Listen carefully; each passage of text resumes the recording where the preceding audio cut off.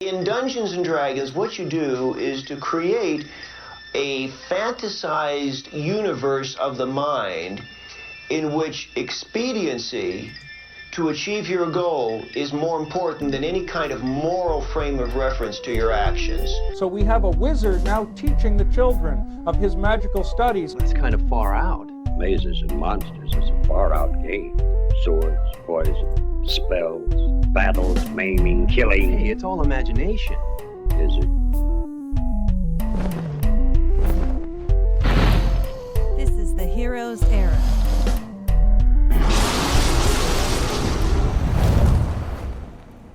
Welcome to the Heroes Era. I'm your Dungeon Master Ben, and we are playing a game of Dungeons and Dragons.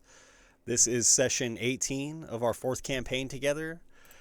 And joining me, I have Bodhi as Durian. A tough lost orc, finally able to leave this weird cave. Chris as Edward. Hello. Just a normal fellow. Nothing weird or strange here. It's fine. Just move on. Joel as Peter. Sorcerer and your friend in the dark. And Jason as Desperado. Hey, it's Nimble Elf Paladin. Looking for someone to lend him a hand. And tonight we are telling a story, but we do not yet know how it will go. The players, the Dungeon Master, the dice, all of these will have a hand in how the game unfolds. This is the Heroes Era. Thank you so much for hanging out and joining our game. We really appreciate that. If you want to catch up on past episodes, Bodhi releases great session recaps for every game. And Apparently I do. you can find those if you want to catch up, or of course just go through the old episodes and watch those. It's a lot of fun. If you would please like our video, subscribe to the channel, and we are typically posting these games by late Tuesday night. So we'll see how that goes moving forward. But why don't we just jump back into things? As you guys have completed a pretty major quest here in finding Commander Hawkins.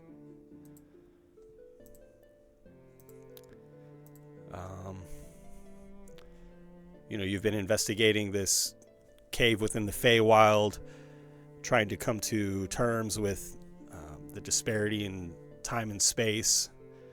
Without knowing exactly what's happening, you think that much more time has passed than you realize, or that has passed for you personally.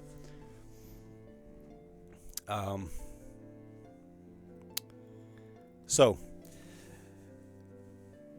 you exit the cave through the misty path that brought you here. The misty haze becomes a dense fog, and you cannot see anything.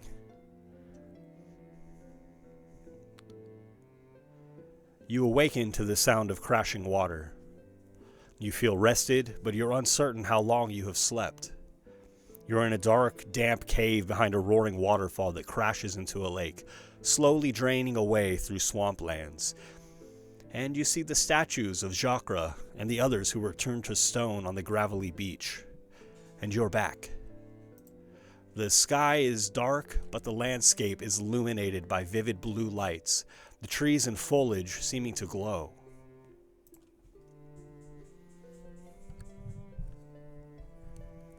And that's where we'll pick up this game. It's been like, I don't know, a couple hours. I mean, it was daytime when we went in, right? You did sleep an entire night within the cave. We did, yeah. I guess we slept a little too long. It's good to see Jakra is still intact, at least, Yeah, I mean, I'm gonna go over and inspect his statue to see if it's been like messed up. How different does everything look for Edward, who has been in there a little bit longer than the rest of them? Edward, where the others seem to recognize this place, it is completely foreign to you. This is nothing like what you remember the entrance to this cavern being. Okay. So whereas you all have a little bit of relief in your face and in your voices, you see Edward just looking, and just all of the color has left his face, and he's just sort of being reminded of everything right now. And he's just like, what? Where did all these trees come from? When would it? What it looked like before? Yeah. Keep in mind, we did realize it has been almost a millennium since you came. If the years line up with what we are familiar with. I mean, I have to be honest. We were in there for so long. Well, I rather was in there for so long. I Okay, my friend, take a moment. Take a moment. I don't think I remember what it looked like before, but I know this is not familiar. I would remember this. Never really talked about where is home for you, Edward. Obviously not this realm.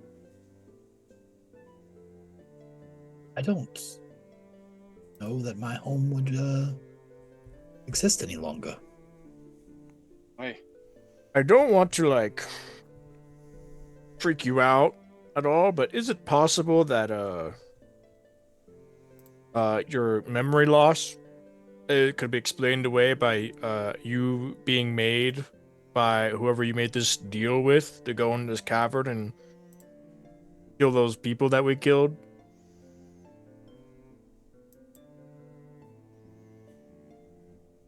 Well, now I'm thinking quite a bit about that, actually.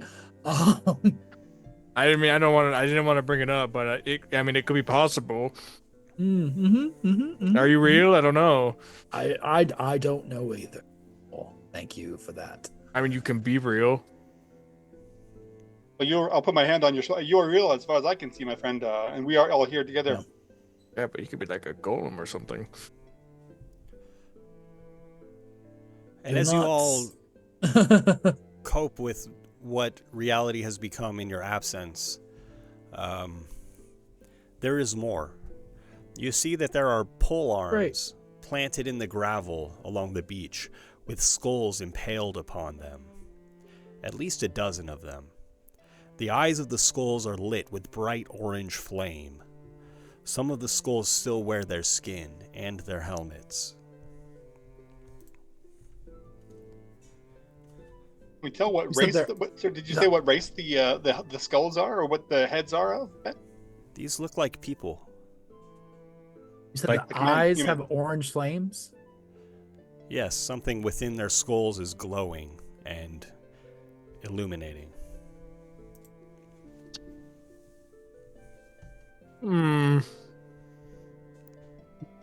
Recognize this as some sort of magical ceremony.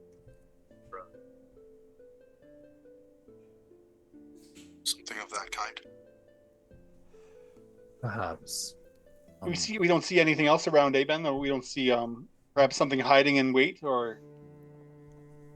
You can make a perception check if you like. I would like.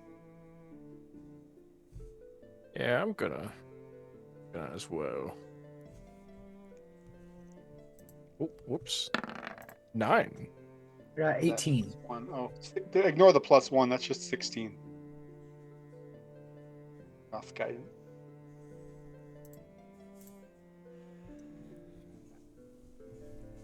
Commander Hawkins approaches the skulls, and you see that the pole arms are Beck to Corbin. And the helmets are decorated with an insignia, a 3-pointed star. And Kevin says, "That is a sign of Trikeshnia. These were soldiers." Oh. What would they be doing here? Are they here for you? I don't know. I don't know how they would have gotten here. Keshnia, That doesn't ring a bell to me. Should we know what that is? Is that affiliated with ATK?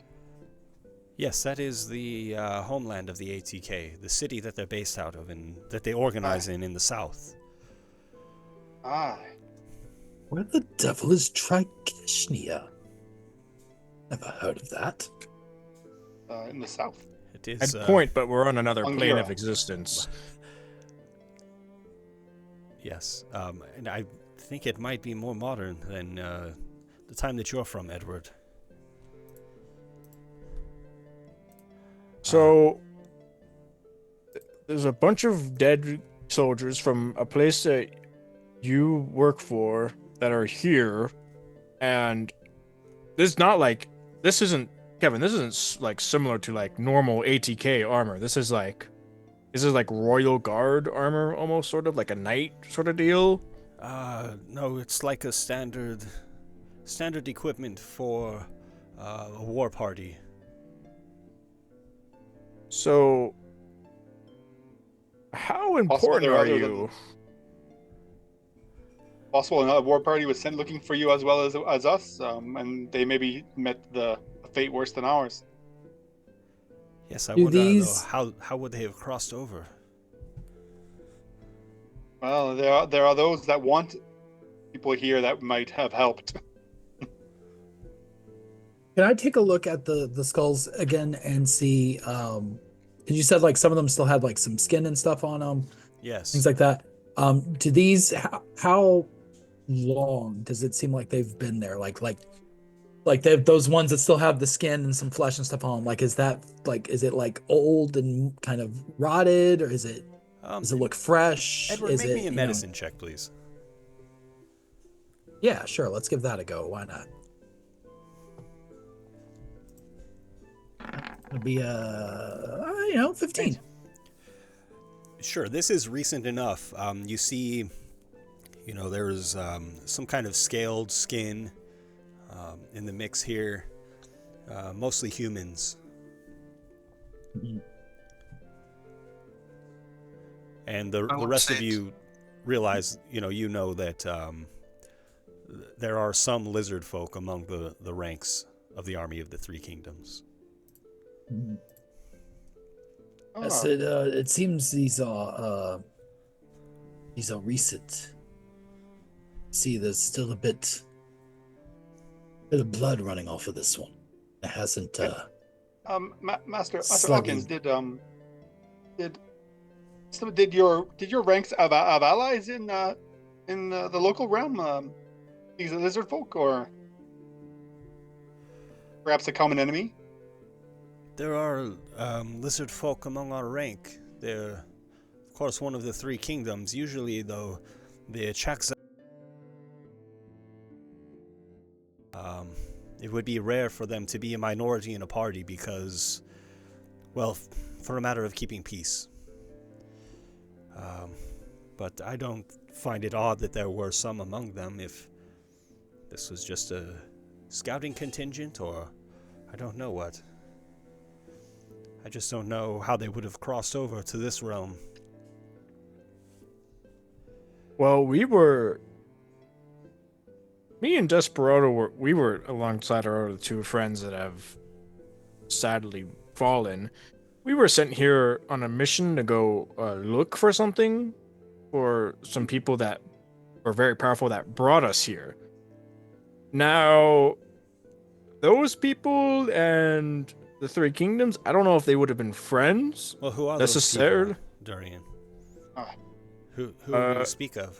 And I should be careful. Like, I would not necessarily refer to this gentleman as a friend, but he was the Bugai Shah, I believe.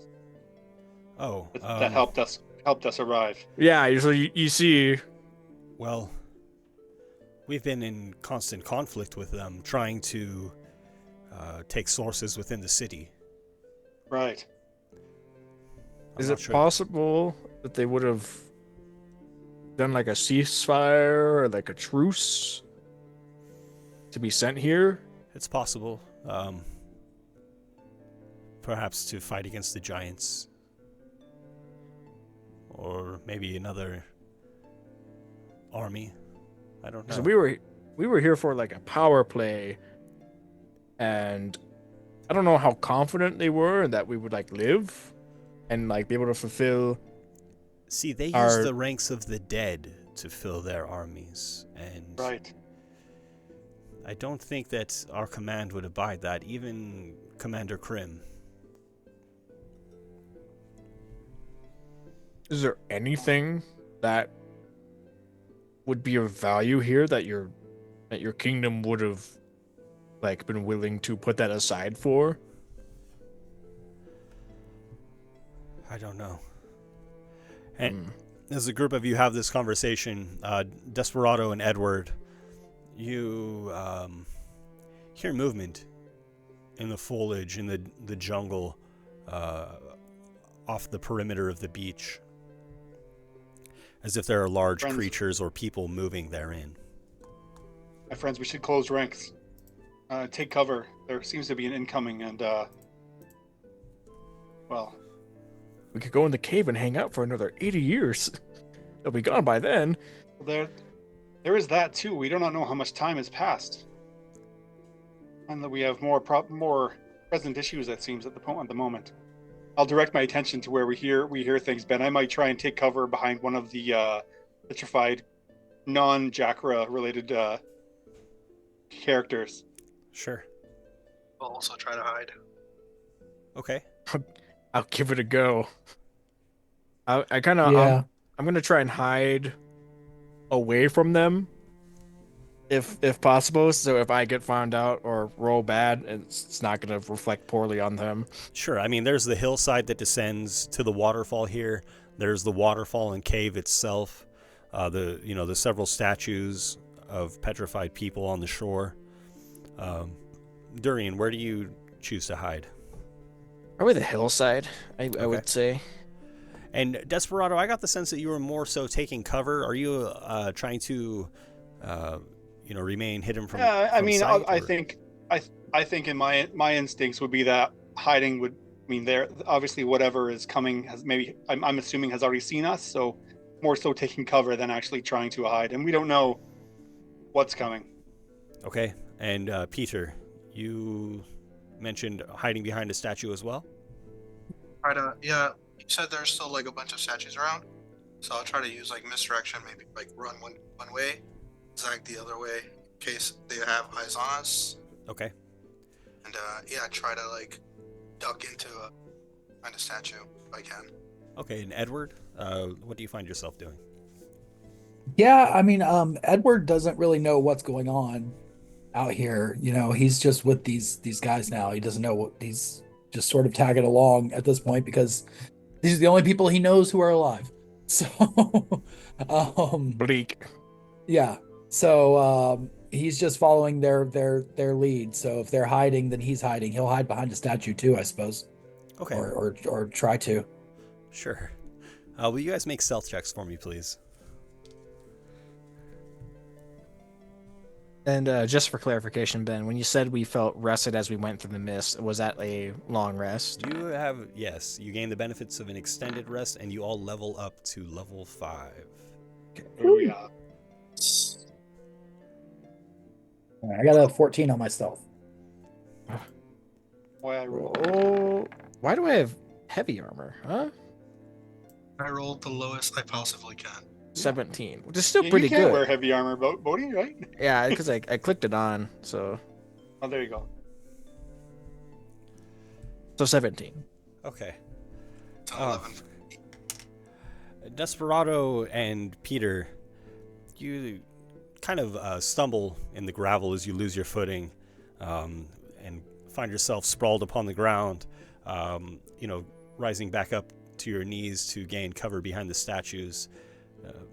Edward, Durian, you make little noise as you take cover, but from the jungle step 2 lizard folk.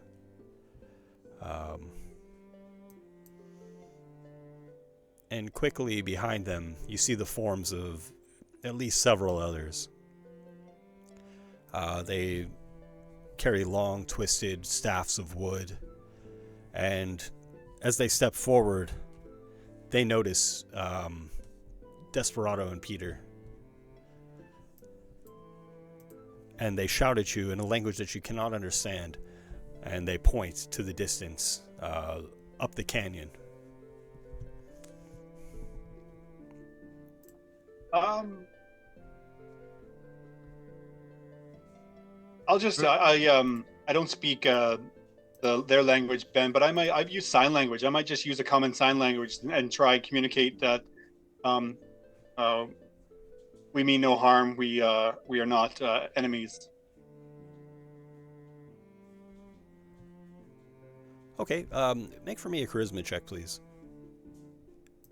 Were they speaking in possibly Draconic or Sylvan? Oh, yes, they possibly were. Okay, Is then that something I that Edward possibly has understood on? them. Oh, okay. Edward speaks Common, Draconic, and Sylvan. Oh, very good. Thank you. They are shouting, we had a deal. You are not to come here. Okay. They don't seem to have noticed me, though, right? That's right. Okay.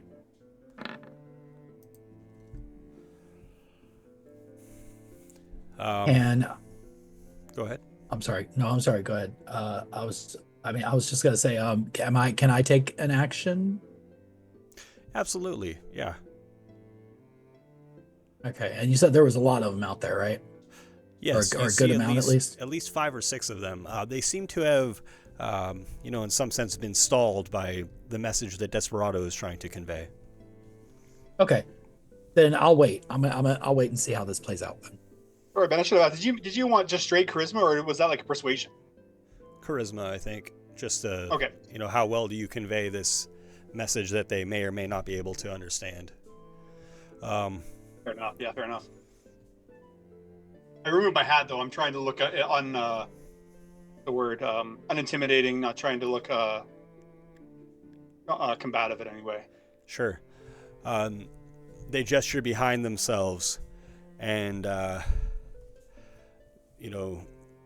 with their hands kind of expand them, trying to give the impression that there are many of them within the jungle here.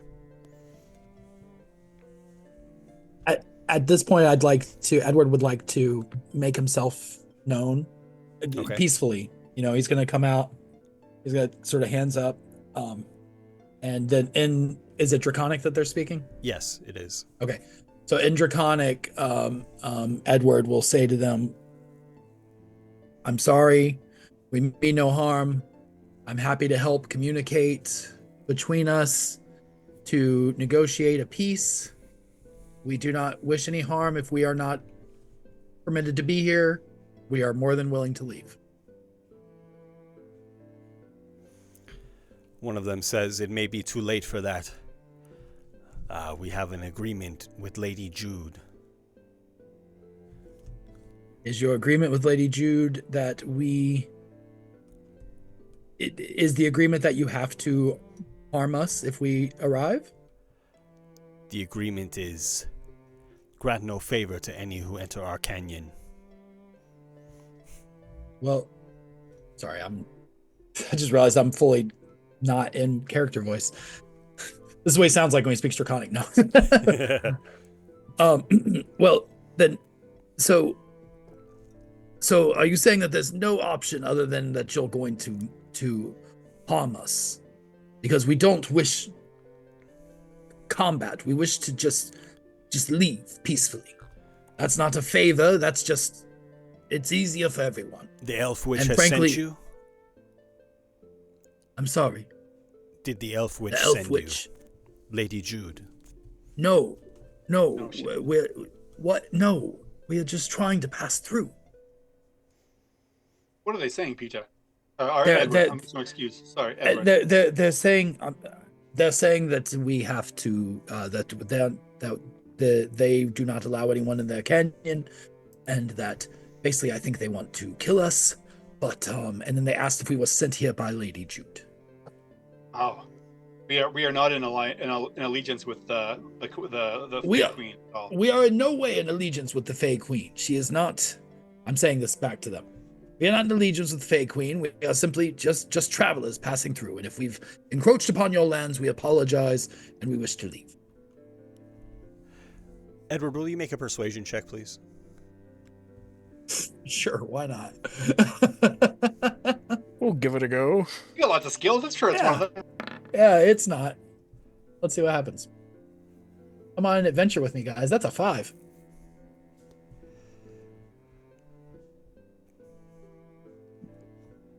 Elf Witch, Fairy Queen.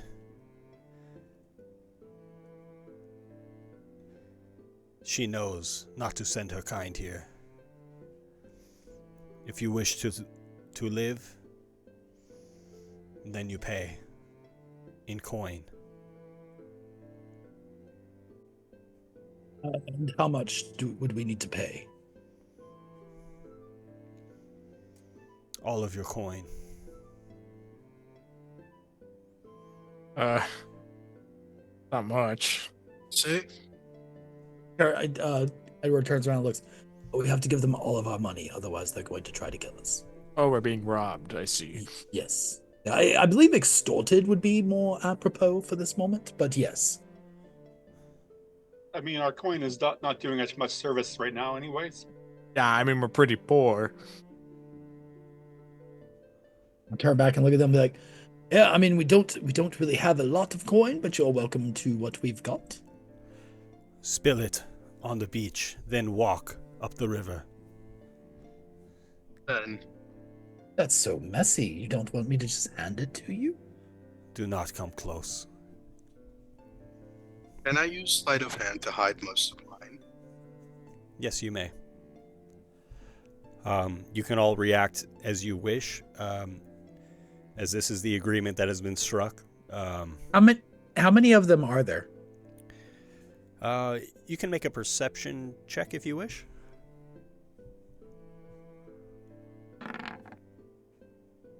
I'm gonna go ahead and roll through for sleight of hand to try to hide most of my 22. Okay, my please coins. do, Peter. Edward, there are 8 of them. There are these 2 who have stepped forward, who seem to be speaking for the group. And then there are 6 more in the jungle with javelins or clubs. I'm gonna use luck on this one to roll with advantage. Okay.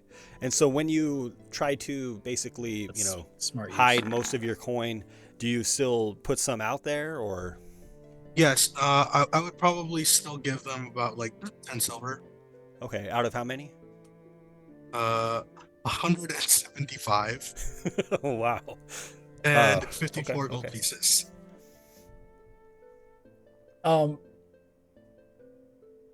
Okay.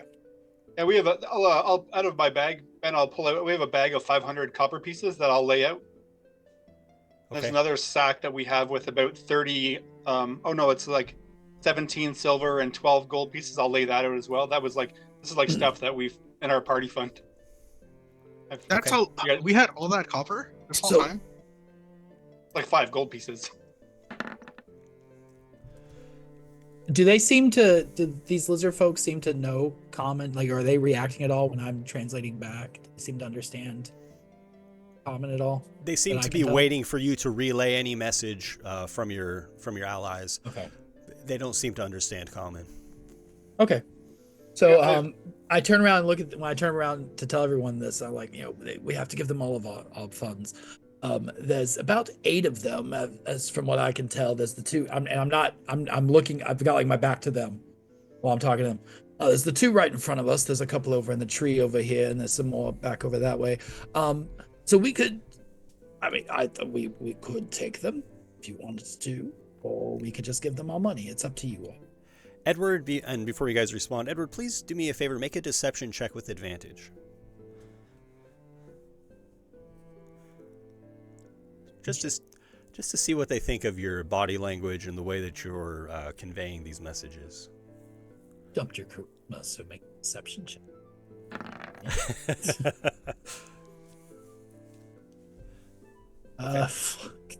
Okay. That's an 8. Hey, Not Chris, the just best. getting these low rolls out of the way, man. It's all good. Yeah, that's fine. Okay. That's fine. So we've had Desperado has plopped a large sack of coin on the beach. Peter has tried to disguise the amount that he has and still put some down. Durian,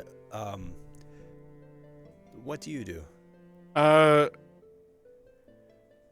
just gonna I guess sure, why not? I'm a man of martial prowess. I don't need money, so I just go take all my money and I just put it on the beach in the bag still. Okay. As the large sack of copper hits the beach, there's a loud thud.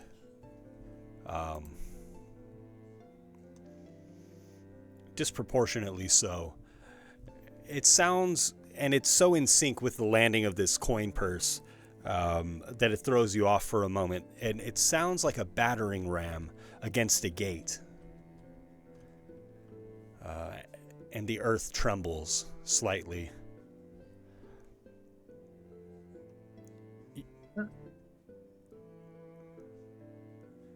You notice the attention of the lizard folk here is heightened, and they begin to look to the trees surrounding. In Draconic, I say, "What is this? Is this a trick? You said that we could give you the coin and we'd leave safely. Why are you attacking?" They hold up one hand as if to try to silence you, and say, "Godzilla." Stop it. That was the one piece of common that they spoke in this entire time. Excuse me? There's another thud, like a battery. What direction? Up? Is it up the beach, Ben, or up the? This sound resonates from the ground and seems to echo throughout the canyon. Like all around us. Yes, it is so loud. And again, the earth trembles underfoot. And the camera cinematically pans to the pool of water next to us as it ripples out. Do the Absolutely. lizard folk look like, are they like grabbing for weapons? Do they look like, are they appearing like, are they defensive? Are they getting ready to, like, for something to happen? Or like, what's their body language look like in response to this thud? At the third sounding of this heavy thud, the lizard folk dart back into the jungle quickly. I'm grabbing my money. You hear a roar like thunder and a scream like the wind moving across mountaintops. Then a massive lizard head appears above the tree line and quickly drops, scooping up one of the lizard people with its massive jaws and clenching them shut. The lizard folk is severed clean in half. This giant lizard's teeth are sharp like 100 daggers. As the monster hunches over to finish its meal, you have a moment to act first. You can take the opportunity to flee or to strike first. And you might also consider the coins that you have dropped upon the beach.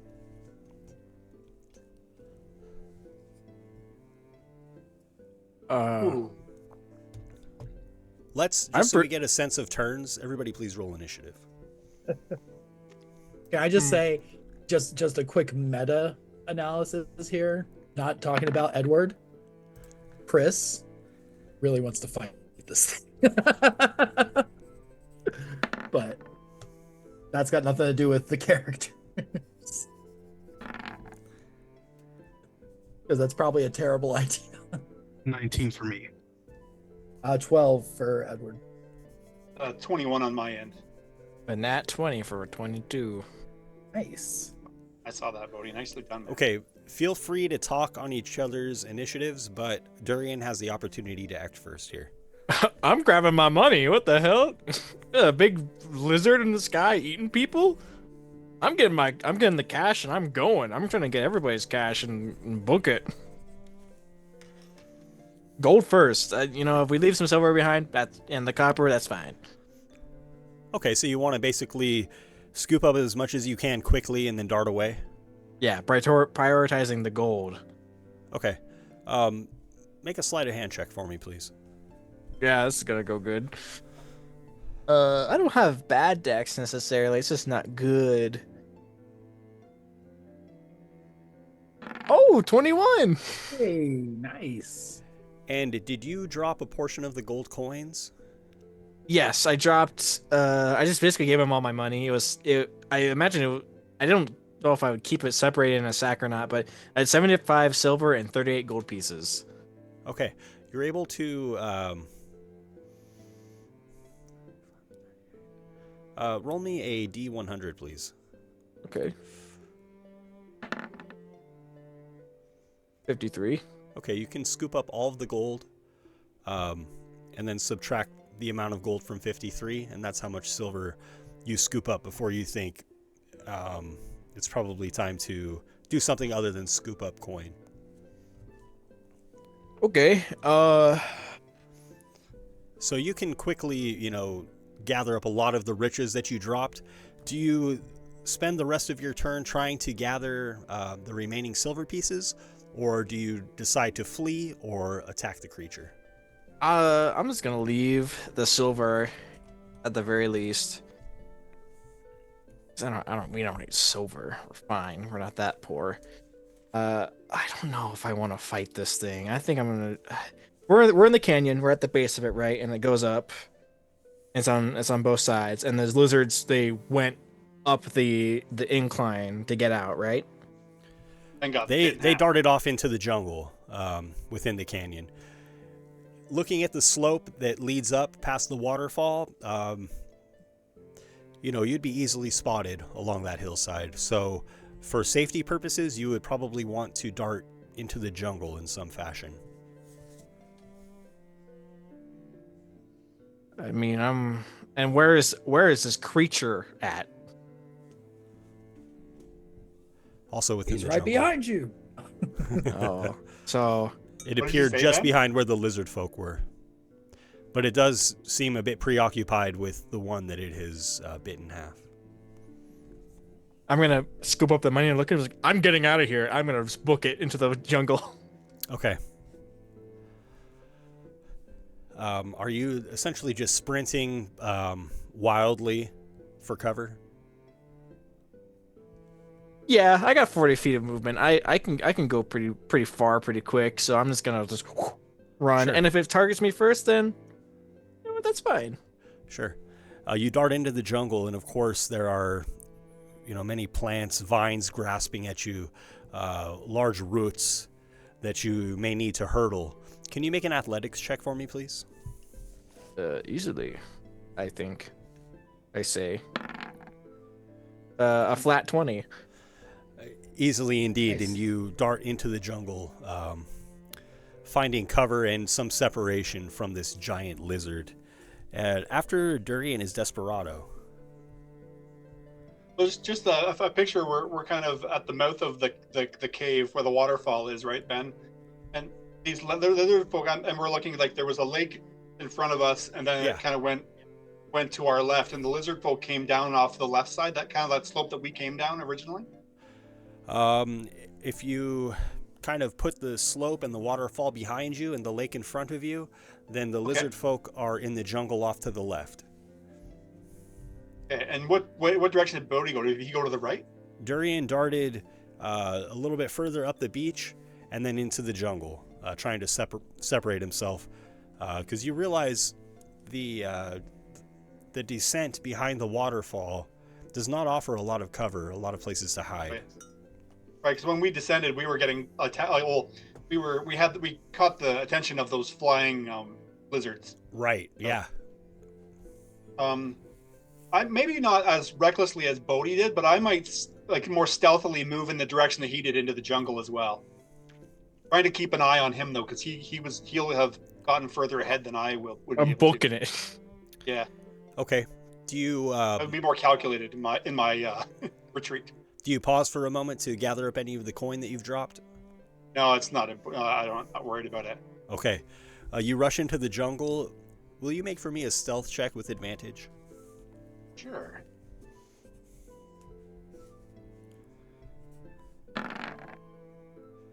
Boom.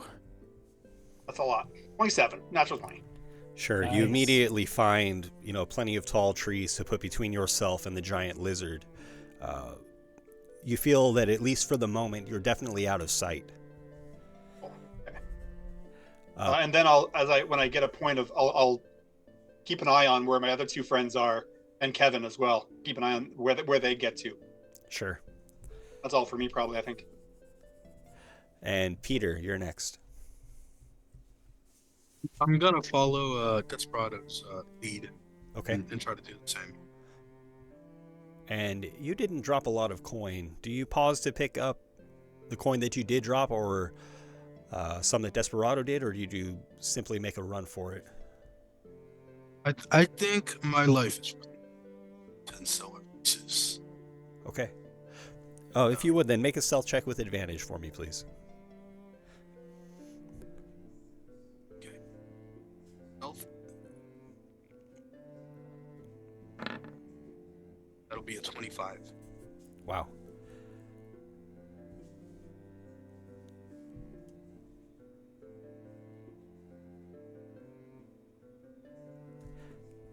And Edward, you're next. Well, like I mentioned before, Edward's just following the lead of his new friends. So they're all running off into the woods to hide. He's not going to try to 1v1 Godzilla. So you got this random guy next to you don't know at all. If anybody could do it. So Edward will also just as soon as they attack and everyone takes off, he'll drop back and run for the woods as well. Okay. When you do so, you could use your survival skill to try to find a navigable path, or you can use like perception to try to keep an eye on Peter and Desperado, who seem to have vanished into the jungle here, or something else. Let's go with perception because I want to keep an eye on my friends while they're out there. We can find a path once we've all regrouped. Sure.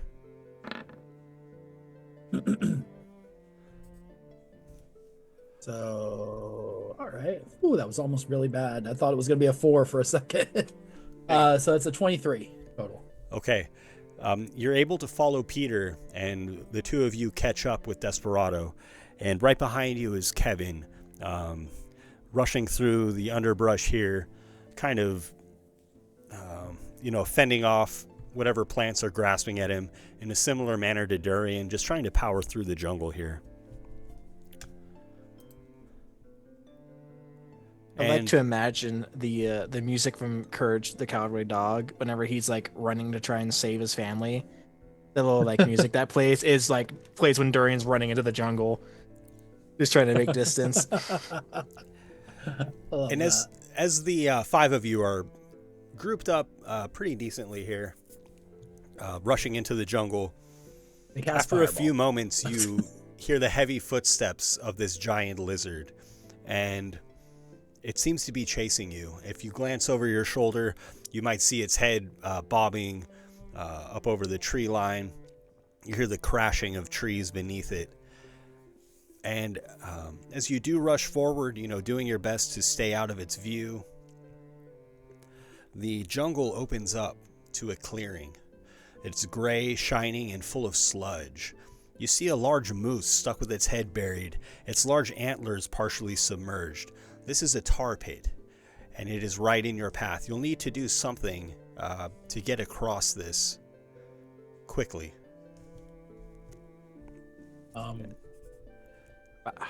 We'll start at the... How wide is it? It's about 20 feet tall and too wide to go around. You'll need to find a way through or across it. Are there vines? Can we swing it? But what's the distance across, Ben, roughly? There are some vines hanging from the trees. It's about 20 feet across. First How far is the moose? How far is the moose? What breed of moose is it? Durian, make a perception check for me, please. Yeah, I'll do that. Okay. That's a 13.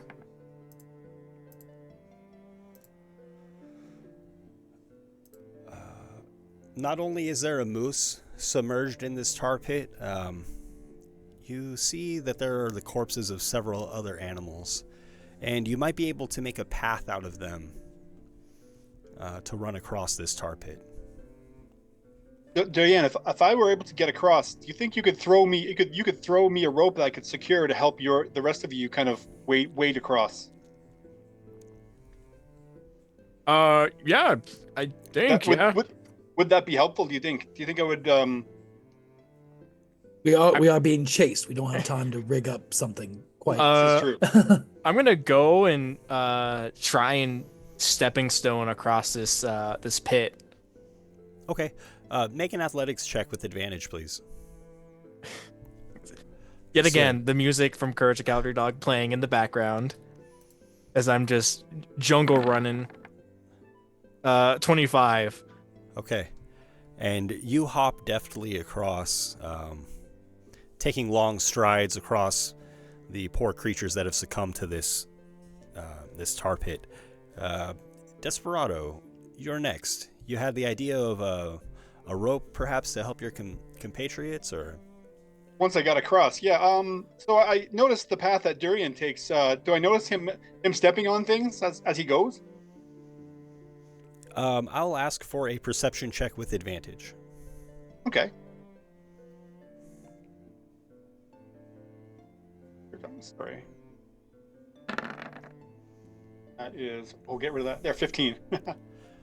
Yes, indeed. You notice that he's making footstones of these poor creatures. Being the nimble elf paladin I am, I'm going to try and use my acrobatics to nimbly work my way across as he did. Hopefully, with my light feet, I won't be making the pathway any harder for my friends coming behind me. Like trying not to push things any further than they might already be into the tar.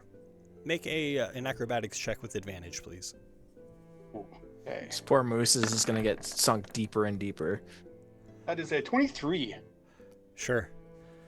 You find your way across easily enough, but as you were hoping to avoid making the path impassable for your allies, several of these creatures have sunk into the tar pit now as you pass. So following the same path will not be quite as easy if somebody else chooses to do the same thing. Next is Peter.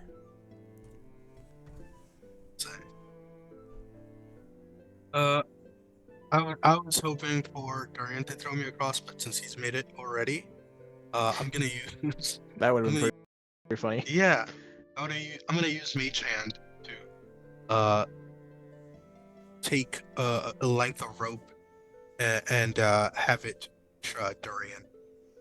So I'll grab it. Yeah, so he can help pull me towards him as I try to jump. Just have a little halfling barge. You're gonna catch air, and then he's just gonna yank you through the air. That's hilarious. Yeah, like those balloons that have the handle thing.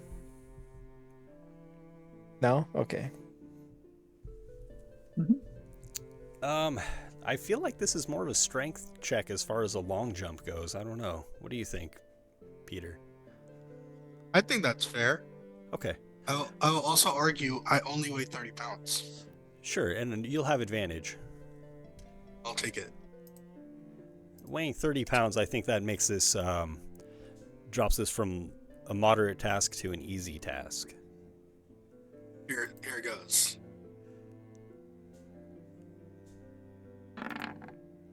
Yeah. 17. Sure. And you easily fly across the tar pit, leaving Edward and Kevin on the other side. Everybody knows about the famous hopping halflings. Yeah. Absolutely. And Edward, you had mentioned, are there any vines? There are indeed vines hanging from the rather high carapace above you. Okay. Well, I have a strength score of 10, so with a running start, I can get a 10-foot. I can jump 10-foot long distance. So I'm gonna look for a vine about halfway across that I can take a running leap towards on that 10-foot and grab and go Tarzan style. Okay. For some reason, I'm inclined to ask for a survival check. I'm not sure if perception might make more sense, though. They're both a +5, so either one is fine. Yeah, you hurl yourself into the air trying to grasp at a vine that might aid you. Go ahead and roll a survival check, please.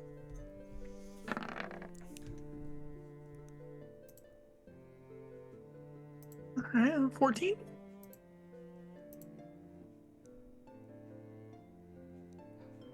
Tune in next week for my fourth character. A stepping stone for Kevin. You launch I yourself die, out. but Kevin gets advantage. Over the tar pit, and the task that you're attempting is a bit more difficult than what the others had the opportunity to perform. I went last, and I couldn't just do the same thing. Of course not. And so you're able to grab a vine, but as you swing across, you kind of lose your grip at the last moment. And although you clear most of the tar pit, you do find yourself, on the very edge as your feet plant into this thick, gooey substance. You struggle to take another step to work your way out of this. But the momentum from your swing sends the vine swinging back, and in an opportune jump, Kevin hurls himself into the air. And he does not have to jump as far because of the leap that you have made. He grabs the vine too and swings across, landing just beyond you on the shore. He Goomba stomps your head as he steps onto the shore. Yes, good, Kevin. I'm glad I was able to give you that boost to help you make it across. I was worried that you wouldn't be able to quite get that. Give me your hand, please. Let me just. Kevin clasps your forearm and yanks you out of the tar pit, and the group of you continue fleeing in the jungle, only slowed down very slightly by Edward's misstep. Edward, come on, man. Hear the thudding, the crashing of the giant lizard's footfalls behind you. They grow near for a moment, and of course, perhaps pause at the tar pit, and then a massive thud as no doubt the beast leaps clear across it.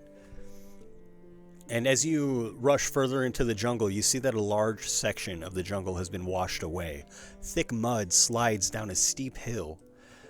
There are trees and shrubs along the border. Again, vines hanging down above the mudslide. But there's a single tree spanning the width of the mudslide. It's wedged between some rocks on your side and seems stable enough to cross. This expanse is about 15 feet of sludge and jungle just slowly, well, not so slowly, moving down the hill in a mudslide. Durian, you can act first. Let me just look up something real quick. Just give me about a moment. Okay, so without having to even look at my height, I have a long jump of 15 feet horizontally with a running start, so I can just clear the gap. Okay, I will ask for a strength check because of the obstacles in the terrain. So, it's a matter of getting solid footing, avoiding any of these obstacles as you leap into the air. But it would be, fairly easy for you to do so given your strength. You want athletics? Yes, please. Yeah. Ooh, 26. Nice. Sure, you leap clean across the mudslide, landing on the other side, just planting both feet solidly, not even stumbling upon landing. And I'm gonna go and hold the tree in place so it doesn't. If it would rock, I would keep it sturdy. Sure, and as solid as it is on the side that you jumped across from, on this side, you feel reassured that you're doing this because it was a little bit loose on this side. Next is Desperado. I'm following Durian in tow. I'll run along the log to meet him. Okay, please make an acrobatics check with advantage from Durian holding it still for you. Well, I'm not having another fire pit episode here, okay? That's great. Don't That's give me a any 17 ideas.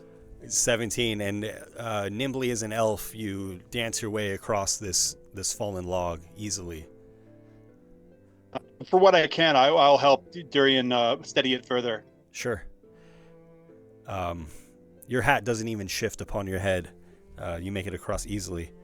Well, that would have been horrible if I'd have lost it. Oh man, that would be a dilemma. Right. Next is Peter. Oh man. I'm gonna try to follow along with Durian as well. Okay. So would that be also acrobatics? In the sense that you want to run across the fallen tree? Yeah. Yeah, absolutely. An acrobatics check, please. And if I can, I'm gonna try to land on one of my faster friends because I'm a little bit slow. Okay. I could probably carry you. Yeah, I'm gonna try to land on his back if I can. Just kind of hang on. Okay. And you can make your acrobatics check with advantage, please. Okay.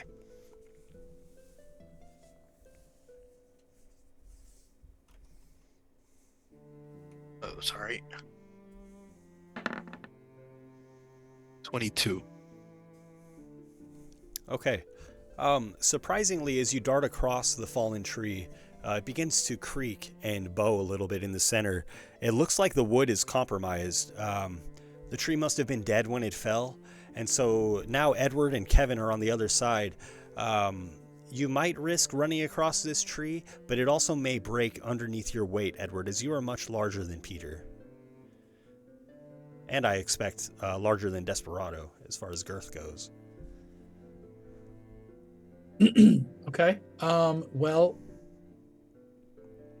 so that's about 15 feet across. Yes.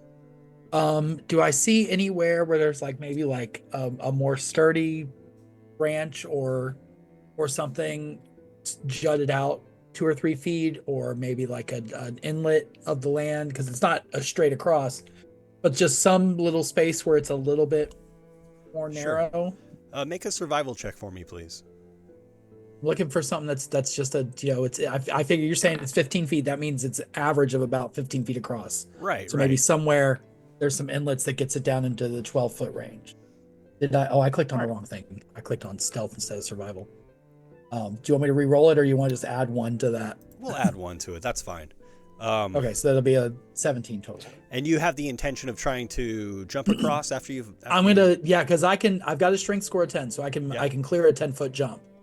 Sure. I'm just looking to see if there's a spot where where it is close enough that it does look like I can clear it. Okay. With that check, you do notice, there's an outcropping of earth here where the mud is rushing underneath it, but it hasn't yet collapsed. And it might be sturdy enough to hold your weight to support a jump. All right, I'm going to go for it, and I'm going to run over there, and I'll do a somersault. No, I'm just kidding. I'm just going to jump straight across. Make an athletics check for me, please.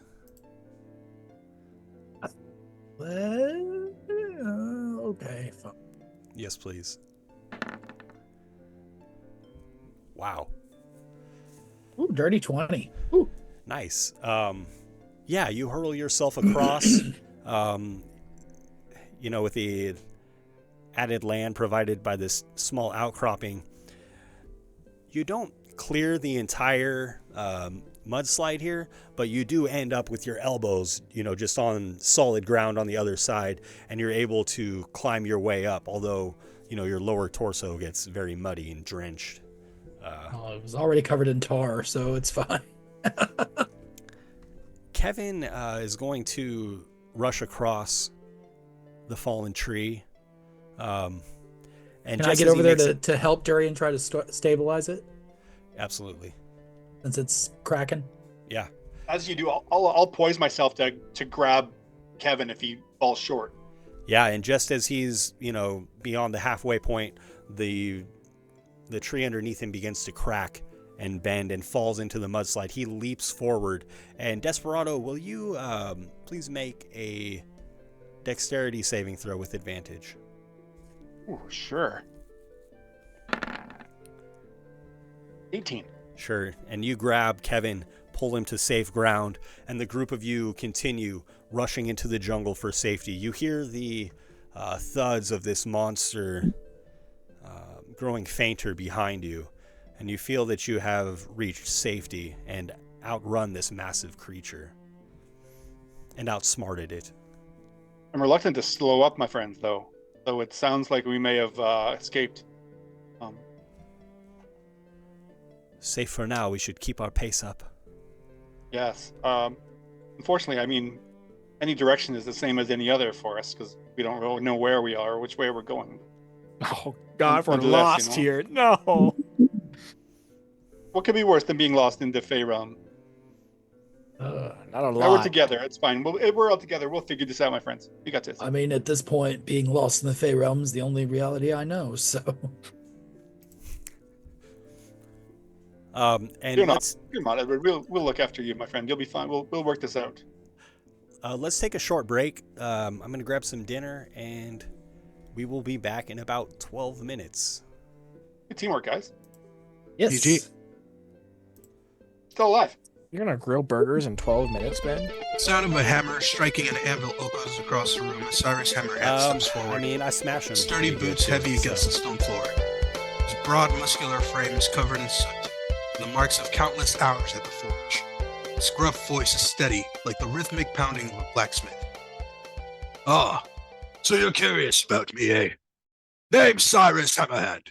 I come from Mount Hammer, the finest mountain you'll ever lay your eyes on.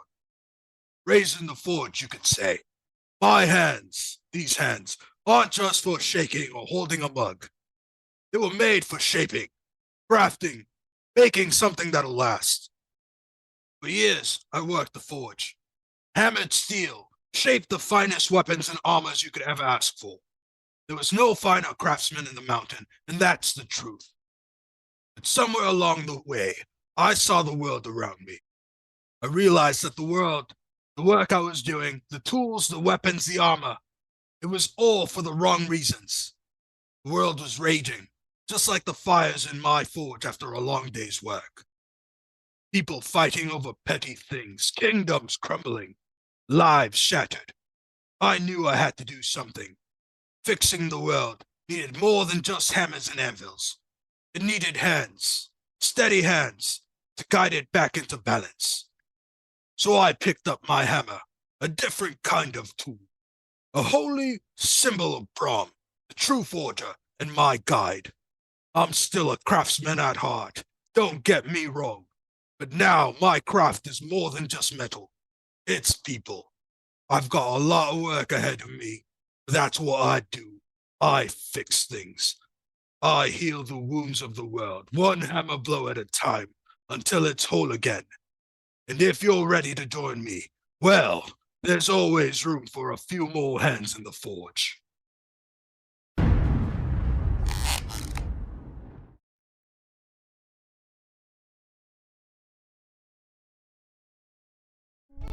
Hey, yay! Yeah, how you doing? Scuzz is my name. I mean, I got a simple sort of life, sort of at the beginning. You know, I was born one of triplets, the youngest one. I got my brothers Scud and Skull. Pretty cool guys. Skull's a pretty tough fella. He's he's a tough guy. But Scud's cool though. He's a nice one.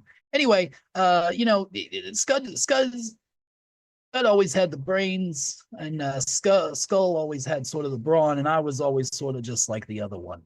I've eventually sort of found my way though in our basic little goblin raiding clans is what the goblins do that can't really do much else of anything. So that's where I found myself doing some little raids, a little pillaging here and there, until one day I found this lovely little deck of cards amongst some things.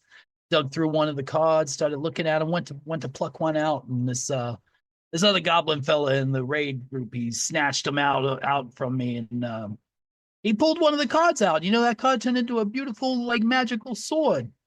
He started swinging it around, started acting all tough about it, and showing off and everything. And somebody else grabs another one of the cards. He pulls one out, and but that one was weird though, because he pulled that one out, and this weird demon guy popped out and just smashed him and then vanished. Strangest thing I ever saw. So I finally get the cards back. I pluck one out, and it just poof disappears out of nowhere. I felt this like weird sort of feeling in my brain, but like it didn't really do anything. And until later on that day, because for some reason I kept thinking to myself, like, something's weird about this, but I just too dang stupid to understand it. So I finally was just like, golly, I wish I knew what that thing was. And I wish I was just smart enough to understand how this magic stuff sort of works. And next thing I knew, it all made sense. I started seeing the weave, the magical energy of the world, but like seeing as it functions, like mechanically, and I'm able to manipulate it in these different ways now. I don't know why that wish I made sort of came true, like a magical sort of thing. Anyway, so after that happened, I left the clan. I did a little time as a doing a little merchant shopping or little merchant working, a little maintenance upkeep, things like that, and eventually found my way into adventuring. There's a lot of money in there. A lot of people need things and do that sort of thing, and you sort of help people out a little bit. So that's what I do now. I'm for hire if you need me too, by the way.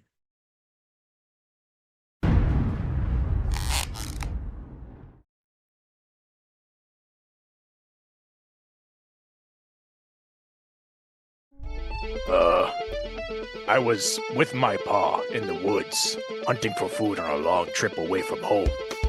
I was gored by a boar, and I was a little confused, and I was very sad. I took his book he scratched letters into, and so I could learn more about him. He didn't really talk a lot about anything. He was an orc of few words. I took his book and I headed to find someone smart that could help me understand what all these letters mean and what words they make. Nobody seemed to understand or make sense of the scratches except a mage who was up and coming, and he seemed like he could help me understand what was going on here. He said he could cast a spell that would help me learn, but it costs a lot of money, and I didn't have any money. So I went to go north to the New World in search of knowledge or money, and the first place I got to was a nice farm run by a nice old couple, the Hopkins. The man of the farm who ran it, he would give me some of his free time when he had it to help me learn how to read Common, which was, not what was in my father's book, as I learned later. But he couldn't give me all his time, so he had his son Kevin teach me. He was nice. He was pretty mean sometimes, but it was a good experience. Soon after, I left the farm to go wander and look for other orcs that have been spotted, and then maybe I could learn from them. I got some help from a small little goblin named Glasses. I helped him out once when he's getting stomped by some orcs, and some other goblins, and I asked him if he's seen any other orcs running around, and he seemed to let me know whenever he was in the area. I met some okay people I went to go do some jobs with, and then I just stuck with them when all my leads ran empty. There was a dwarf, a goblin guy, and like a weird wood elf that spoke funny. We're cool.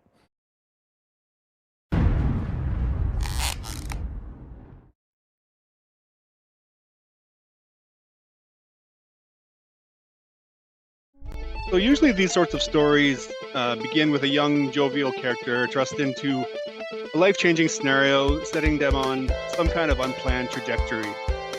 But they aren't usually embarrassing or humiliating. Oh wait, my apologies. I should introduce myself first. I'm Desperado Phineas Theos, the third of my name, after my grandfather and my great-great-grandfather. My older brother, Silverado, you might have heard of him. He did some pretty great things for the people of Gira. He left some time ago, a few years ago now, hasn't been heard from in quite a while. Our home, our village, sits within the Redwood Forest, just on the edge of Dunsmuir Lake. Anyway, Silverado's leaving home for me was really tough. I thought we'd be in the forest together forever, our families growing up together. But after he set off, I realized I needed to find my place in this world too. I just wasn't sure what that looked like. I wasn't sure what that might be. And my friends and I, we spent most of our time just messing around on the shores of the Dunsmuir, like any, young elf might do. When we weren't in school or training, that is. Usually these times on the lake were involved the weird games, always involved lots of wine. Not the junk from around here, the good stuff, good elven stuff. But on one sunny afternoon, everything kind of changed for me. It was a day like any other. It was sunny. It was nice. We were in on the lake between swigs of wine, knots of the good bread. Wine was a bit off. We paid it no mind though. It didn't matter. But I'll never forget that giggling, cackling sound. It still haunts me.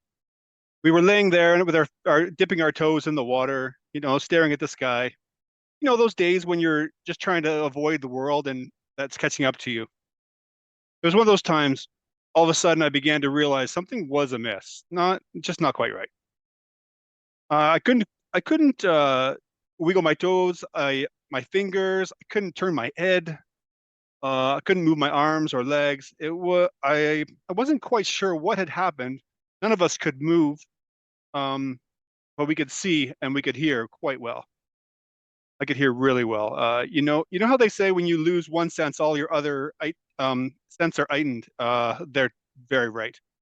The dancing and the laughing and cackling sound all around us. I couldn't tell what they were. I found out later from my father they're called bogles, tricksy little fey creatures. Anyway, they took everything. They took everything from us: our food, our coins, our clothes, our dignity. By the time I could move again, they were gone. There was no trace of them. There we were on the shore of the Dunsmuir, naked, exposed, robbed, and humiliated. I promised myself I'd never let my guard down like that again, especially around fays. And after that experience, I took my training much more seriously. It opened my eyes to the world and the things that are around us. Nothing is as it seems in our world, and even in times of peace, things can change in an instant, it seems. After the thing with the boggles, I kind of developed this issue with others touching my food. I trained in the community kitchens and learned some really good elven cuisine. I became a pretty accomplished chef, But when I wasn't in the kitchens, instead of spending my time at the lake, I practiced with my bow and my blades. I'd hoped that I wouldn't ever need to use them, but I wanted to be prepared in the event that I did. And it was around that time that the lady in the lake came to me. Apparently, she'd been watching me. I had no idea, but the first time I saw her, she appeared as this regal elven maiden, wearing this fairly pristine sylvan plate mail. She talked to me about how she was ready to take on a champion, someone to carry on her mantle. She would spar with me, and she helped me hone my skills with my bow and my blade. She told me about how she was one of the protectors of my people long ago, a great knight. No idea. She fought in the great battle of the Redwood Forest, the one that gave Redwood its name. She was a real great warrior, and she fought bravely in that battle. She'd eventually fall, but Dunsmuir favored her, and her spirit lives on in the lake. She watches over our kin and in service of him in Dunsmuir. She asked if I could prove my worth. She would empower me to do great things. She asked me to seek out one of Dunsmuir's most faithful followers, my brother, actually, Silverado. She says he's lost but not gone, and that's what brings me here. Gary, you won't. Dare accepted. We're back live. This is the Heroes Era. Thanks for hanging out with us. And so the group of you have fled deep into the jungle within this canyon. But you've lost sight of the path to some degree. You recall that the directions you were originally given to find the waterfall included going into the canyon and following the river until you get to the waterfall on the south side of the canyon. So if you wish to find your bearing, you can either try to climb up and out of the canyon to the ridge that you originally traversed, or you can try to find the river and follow that north.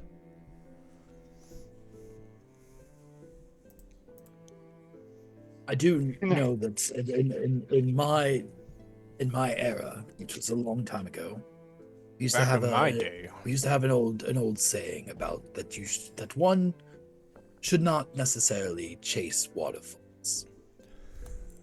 Perhaps we should stick to these rivers and lakes that we are more used to. although I mean, the thing about following the river is that it's a it's a source of sustenance for a lot of creatures that we may also introduce into our path. It's a valid point as well. Would my wanderer background feature have any impact on us trying to find our way to any general sense of like, oh, I recognize this place, that doesn't involve going back to where a giant lizard was attacking us or chasing us? I think to some degree, if you were to find your way out of the canyon, then, moving along the ridge and that sort of thing, it might help in that sense. Maybe even trying to find that path.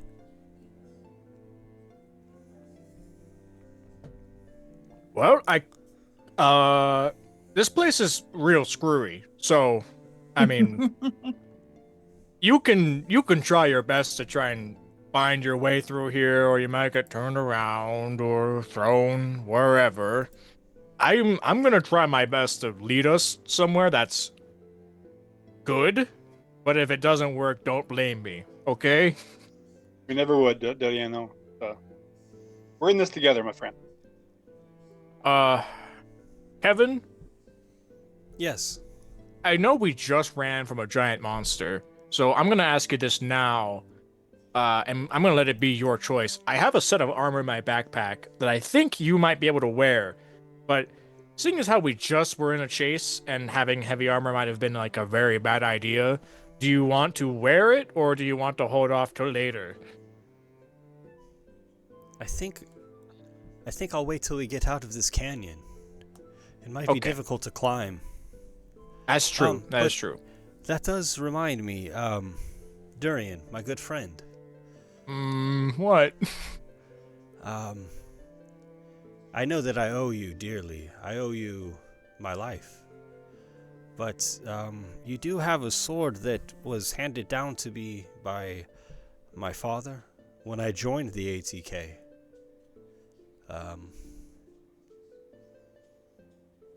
And I was hoping that you might be willing to return that sword if I could promise you that I would replace it with a fine weapon whenever we do get home. That seems acceptable to me. I mean, I kind of had to like grift this from a child. So, I mean, if that guilt want to be on your conscience, then sure. And I'm going to take in getting stealing from a child back. You do put it oddly, though. But I mean, hey, that's your burden to bear. All right. I mean, do you have another weapon? Yeah, I got like a bunch of junk, and I just opened my bag, and there's just some stuff in there. So you have something that you can use to protect yourself, at least. Yeah, I just if we go up against any like creatures that are like, they're fine against like normal weapons, and I won't do as well, but that's kind of it. Well, I'll be at your side, and I will wield the Sword of Sharpness. All right. Oh, that's the name? I thought you had like whatever. I'm just gonna give the sword to him. Don't sell yourself short there, Darian. I mean, that kid, as you call him, he was trying to steal the sword to give it to, I think it was the Bugaisha or the lady Jude. So I mean, we stole it in good faith, and he was a jerk. Technically, he was trying to buy it legally. So, well, I don't know if it was legal. Whatever, it doesn't matter. And I wanted fair and square in the fight. So, yeah, that's true. I guess we didn't steal. Whatever. It's funny to say stole it. Did you fight a child for a sword? Oh yeah, we kicked his ass. Not quite. No. I'm just hearing small parts of this story, and I'm just very confused. Look, there's a kid in a bar, and we fought him for a sword that he wanted really badly. Kevin heaves a sigh of relief as you return the Hawkins family heirloom to his hands. Kevin, I will always fight. Take good care of that sword, please. I will, and I will always fight beside the group of you. Durian, you're going to lead us now? Yeah. And I will pull out I'm kind of just using Cyrus's stuff, so I just have Cyrus's sword or a warhammer out and a shield, and I'm just going to start like creeping through the jungle. Are there any other powerful metal artifacts that you're holding that you haven't told us about? I got a sling. I just bought a sling. It seems every time we come across a new one. I got this mace that does real good against undead, and I bought the mace. Actually, that's on Desperado's person. I don't know if I should have said that. That's fine. That's his. I mean, I'm just holding on to it. There's also the Fool Scepter. I'm not sure if that would be of use to you, my friend Peter. But I'll pull it out of my my backpack and hand it to you. Yeah, Maybe of use. There's a goblin that was mind controlling people, so I mean, you can pick that up if you want. I think we got it blessed or not cursed. Every character that is equipped that weapon has died. Same. Mechanically, not cursed. Spiritually, it is cursed. Is this something that a sorcerer could use as a magic? I mean, you make that sound like there was a lot of people. That was two. The magical bucket spin, or is it more of a staff, like a weapon? Right. Yeah, it's a mace. You may be able to still make use of its magic abilities, but that would be up to you. Like, I don't even... Okay, in character, I wouldn't know how to even hold this. I'm not proficient. Okay. I think if you the Fool Scepter, you mean, or the mace? So the mace? I definitely look like a fool holding it. I'll probably be like the head instead of the hand. I mean, Yeah. Or like it was sized for a goblin. It's just so... much easier to swing that way. Yeah. It is sized for a goblin, so it's not that big. Course, right?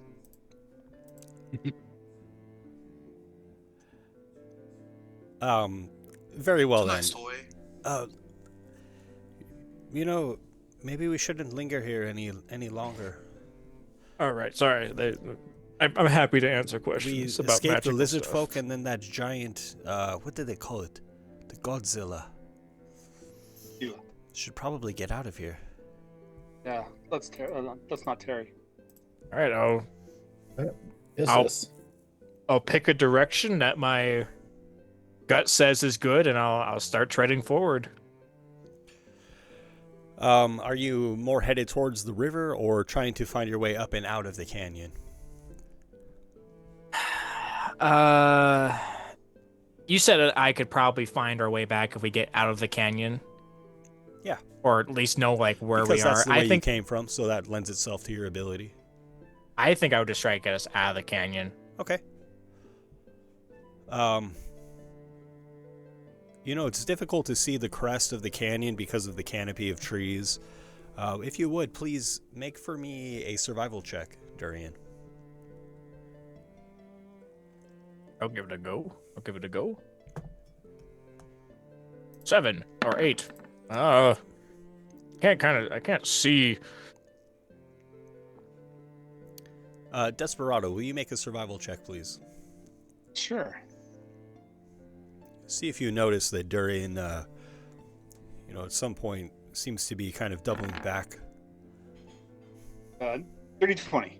We're going the right way. Desperado, I think it's the direction there, my friend. Yeah, you're not convinced.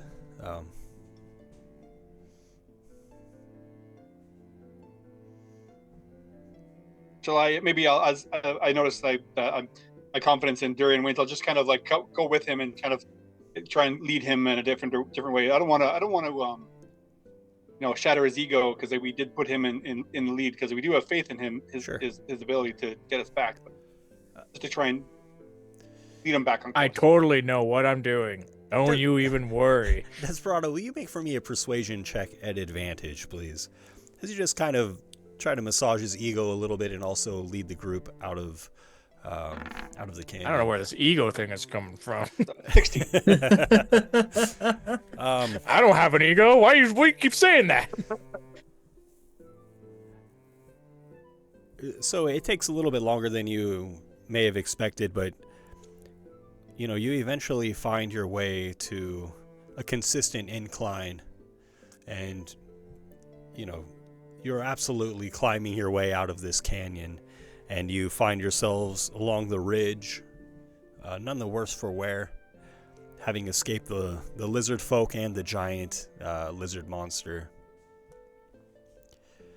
And from here, Durian, you have an easy enough time leading your party back the way that you came. See, I knew where we were. I did it with no help.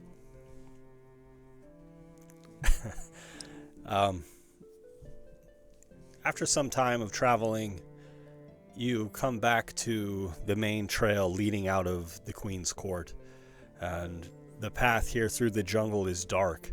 The trail of dead smells rancid, and there are bodies lining the edge of the path, more than you remember. As you must surely be nearing the Queen's Court, you see a thing, a creature. It is the height of a person with pale skin and a muscular build and a twisted, elongated face. It moves quietly among the dead piled upon the roadside, walking comfortably among them with a slow, deliberate stride. Is it like doing something? Is it like picking through the corpses? Looks like some sort of undead abomination of sorts. It seems to be pausing among them, regarding them. Desperado, that's a fair assumption. In the way that a shepherd might watch its sheep that are grazing, so this creature moves through the dead bodies. Right, well... I wonder if it'll just, like, let us pass. You know? Or it's gonna try and add us to its collection, to its flock. I think the latter, my friend. You might want to move quietly around or get the jump on it. I think I can give it a go for sneaking, but I ain't too good at that. And Kevin as well. Who know what Kevin can do? Except Kevin Do we himself. see any others, Ben? Or we just see this one being that's standing? It is the singular creature, yeah.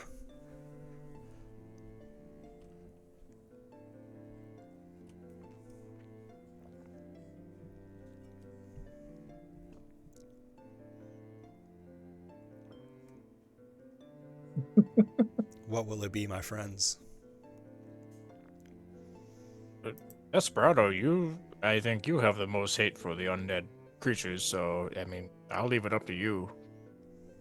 I've not so much a hate for the undead as I do have a love for the living. Do you hate the undead, Edward? I do not like this abomination. Do you want to kill it, or you leave it alone? I want to kill it, but I also want to live. I mean, what do you all want? I mean, it is an unnaturally living thing that maybe we should return to a proper rest. Okay, well, let's try and talk to it and see if it, like, I'll try and talk to it and see if it... Oh, no, everyone's giving me weird looks. Okay, maybe we won't do that. No, you can talk to it. That's fine. Go ahead. Hey, you. Oh, he's doing it. Yeah, I'll make my way. Make my way towards it, Ben. Okay. When Peter starts to walk towards it, can I stay like behind? Like, can I go ahead and shift? Yes. Okay. I want to shapeshift and activate my right. Okay. Peter, you take the lead and approach this creature. I know you're not alone. You never are. Where's the rest of you? And you approach, getting within the distance that you feel is necessary to communicate. Fair to say that you're 30 feet away from it or so? Come on, Ben. Like 60. 62. Like 65. Maybe 70. He's 122 feet away. A pale, long face with sunken dark eyes turns slowly to regard you, Peter. And you hear a chill voice call out to you, "Come closer." Well, that guy sounds chill. I won't repeat myself. Bring out your friends, all focused around you. These are my friends. You see them now. Do I see anything that he's referring to? He gestures to the corpses lining the border of the path.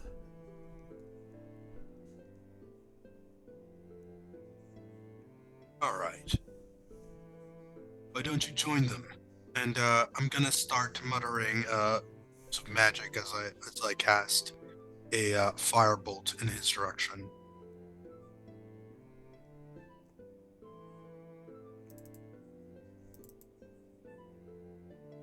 Nice.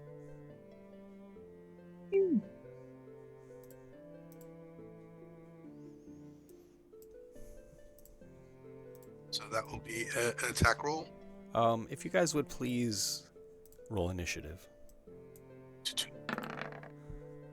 6. 19. 8. Oh. And 2 natural ones. Oh. So 5. Damn, son. Oh, that's okay. Get those out of the way. The worst that I've seen you roll ever. Yeah, man. Really It's so okay, because I'm not quite sure what action to take, so I'm happy for you guys all to go at first.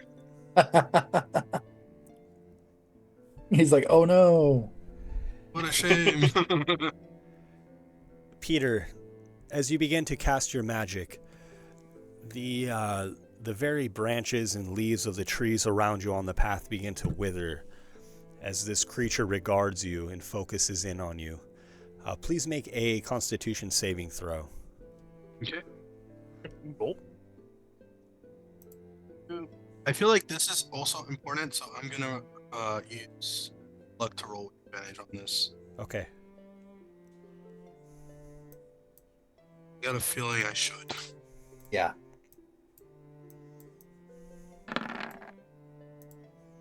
Oh. 23. Wow. Wow.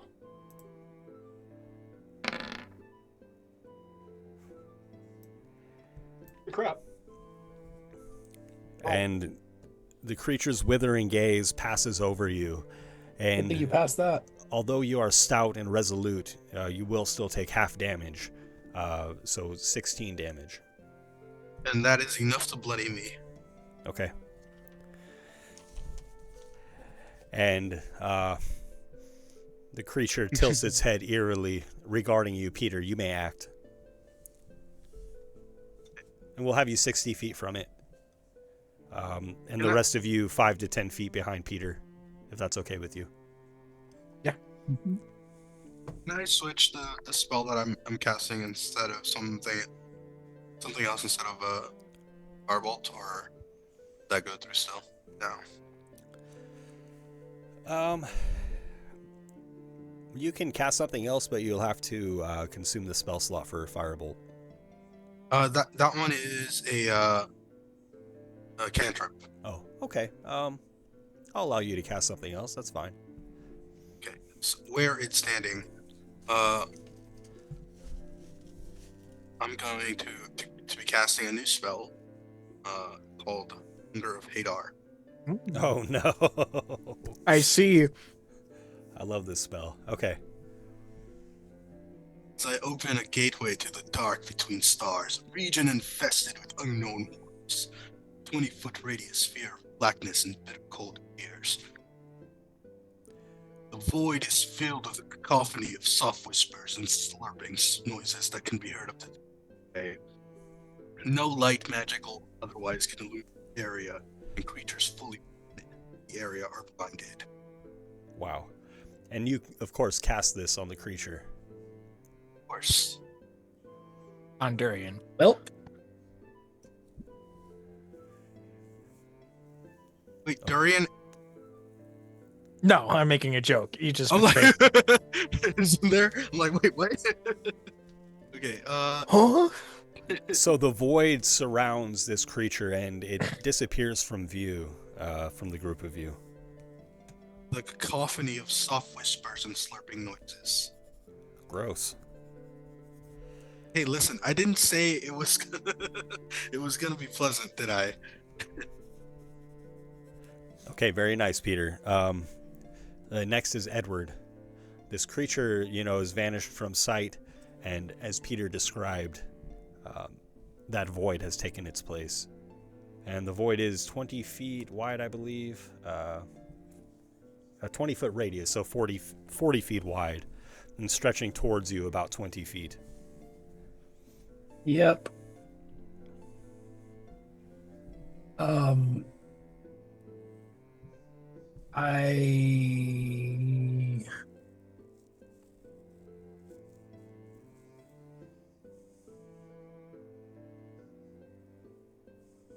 can't do anything. Chuck a rock? I can't. I watch this happen.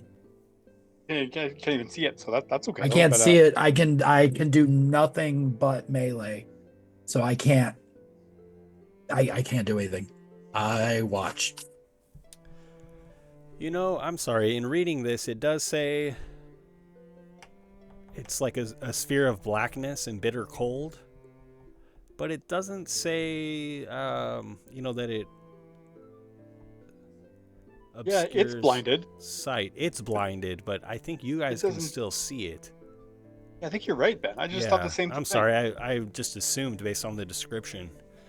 But yeah, so you can see the creature as it suffers there in the hunger of Hadar. It says no light. Yeah, I can otherwise see. illuminate the area. I can see it right now, but as soon as I go in there, I'm blinded. Right. And yeah, I will take you're damage. not eager to rush into that. Right. Okay. Yeah, I can't. I still can't do anything. So okay, I'm gonna watch. Gotcha. After Edward is Durian. Well, this is weird. I'm just gonna. Oh. What's the range on a javelin? It's a 30 to 120. If I were to throw a javelin at this thing and it's blinded, would that counteract the disadvantage from it being farther than normal? No. Well, I wouldn't even need to do that, would I? Because if 30 feet from it is still outside the sphere, right? Because it's a 20-foot radius. Right, you could rush up and throw your javelin. So I'm just gonna like. So I have advantage if the creature is blinded. I think I'm still just gonna take a run up and chuck a javelin at it so that if it comes out, I can still go tango to tango. I believe I'm too far to get it to it from where I'm at, even if I'm 5 feet away. But I'm gonna use an adrenaline rush to bonus action dash, so I'll get within range. I don't have to worry. I'll be 30 feet from it. I'll get 3 temporary hit points, and I'm just gonna chuck a javelin at advantage. Just try and hit it in the head, I guess. Okay. Javelin. 17. That will hit. Nice. 7 damage. And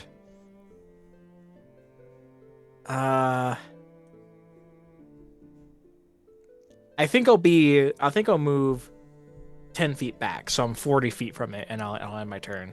Okay, the creature looks bewildered as it's struck by your javelin. After Durian is Desperado. So we can see this thing. Staying back by where my friend Durian is, I kind of grasp this amulet I have from my lady, and we're setting some words of magic. I'm going to center a moonbeam on this creature. I'll bring it up into chat. Oh, I see. I'll bring it up.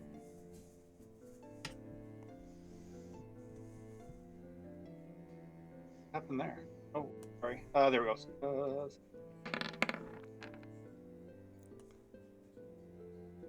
So it will take It gets a con save, DC 14 con save, or it takes 15 radiant damage.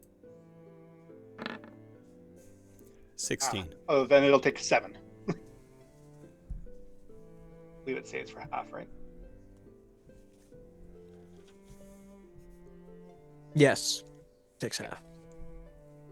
So I'll give 7 radiant damage, centering it on this creature.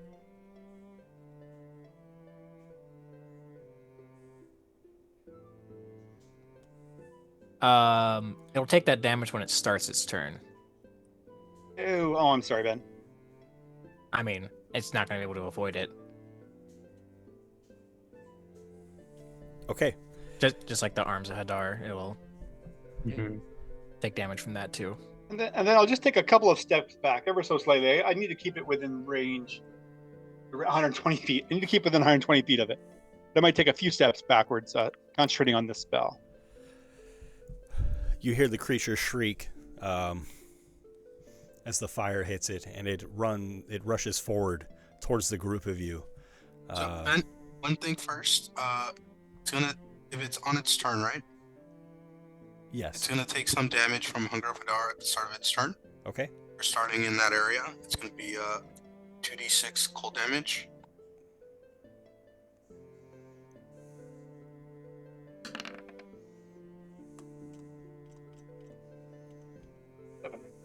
Yeah, there's no save for this. We've only done damage in increments of 7 towards this creature so far. Lucky, man. And it's also going to have a little bit of trouble moving in this space because it's difficult terrain. And blinded. And it's blinded. I mean, I did throw a javelin at it, so it does have some sense of direction.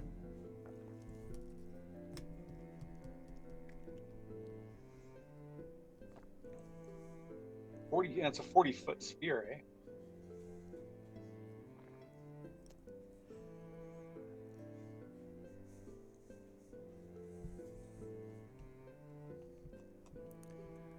So you notice that the chill effect from your spell, the cold damage, this creature resists.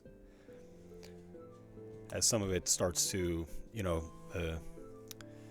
form into crystallized icicles or whatnot and fall away from him, not dealing as much damage as he would have expected. The creature does rush forward, but it does have trouble moving through this void, and so moves 15 feet forward. It's 5 feet deep within this, and that puts it, 15 feet from Durian?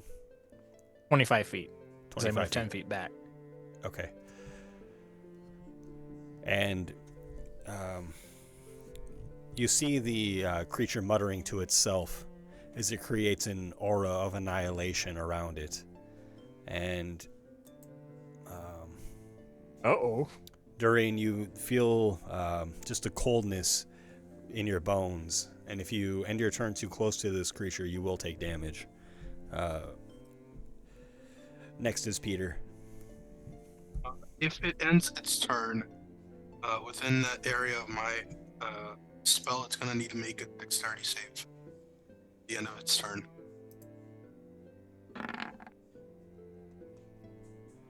So it'll take some poison damage or acid damage? Yes, it's going to be another 2d6. Okay. Acid. Milky, otherworldly tentacles rub against it. 10. Weird. It just sounds like an utterly terrifying environment that it creates, doesn't it? Yeah. I mean, this is also a warlock spell, so it's some freaky stuff. Next an acquired taste is Peter. So he is still within the area of my spell. I want to keep him there. I cast another one. No, I do want to keep him there, but I don't have any spells that do push effects, so I'm a bit limited on that. What I do have is the fact that he's still blinded by my spell, so I'm going to take advantage of that to hit him a few times with Scorching Ray.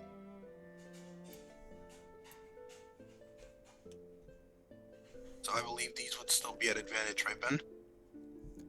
Very good.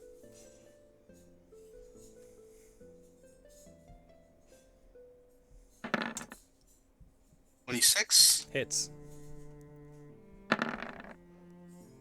15. Hits. Oh, I see.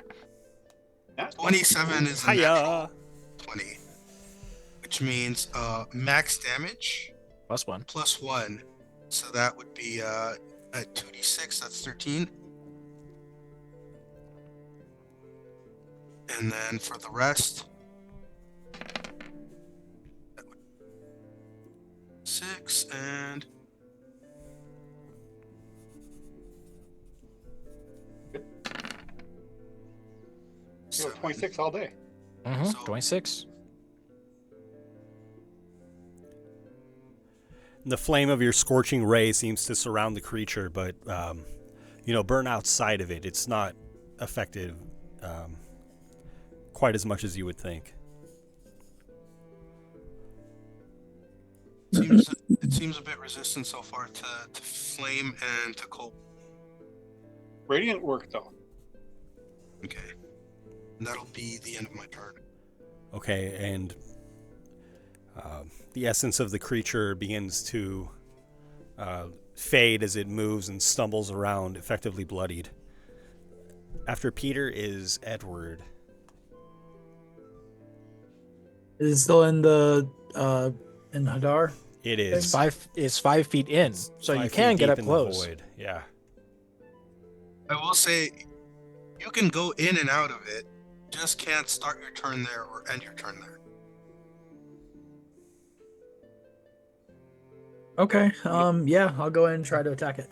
That, and if you end your turn there, you will get, or within some sort of range of the guy, you'll get hurt by a That's- thing of annihilation. That's my point. As long as you have enough movement to like run it in and out in the same turn.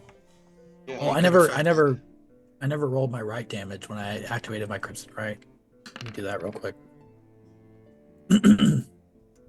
Oof. Okay. That's all right. I'll take it. Okay, and you're about 45 feet away from this creature. Okay. Then I'll move 30 feet towards it. Okay. As you approach, you do come under the effects of its aura, and when you end your turn, you will take 5 necrotic damage, as the essence of this creature's, just damages you.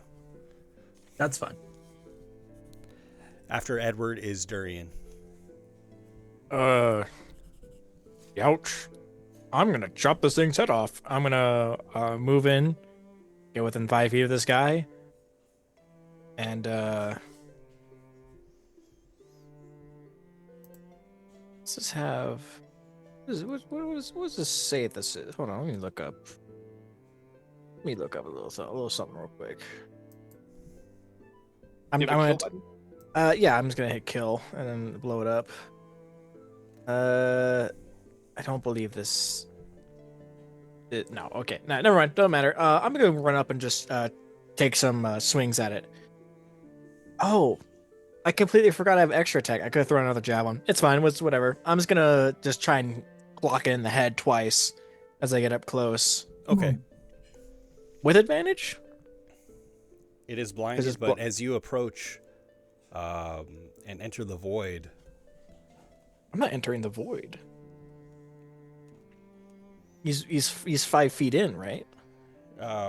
You need to enter the void to be in melee with him, unless you have reach.